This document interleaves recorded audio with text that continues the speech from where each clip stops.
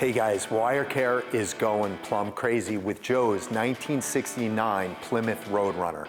The motor, a 383 Magnum, is currently with SAS Parts and Performance, being completely overhauled to a 432 stroker with a Phytech fuel injection system.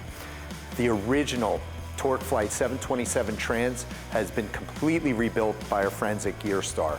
And Bob Rhodes of Rhodes Tire and Brake upgraded to a 3-inch exhaust, as well as converted the drums to disc brakes. TechFlex has given us all of the wire wrap, loom, and sleeving for the entire car, and they've got us covered.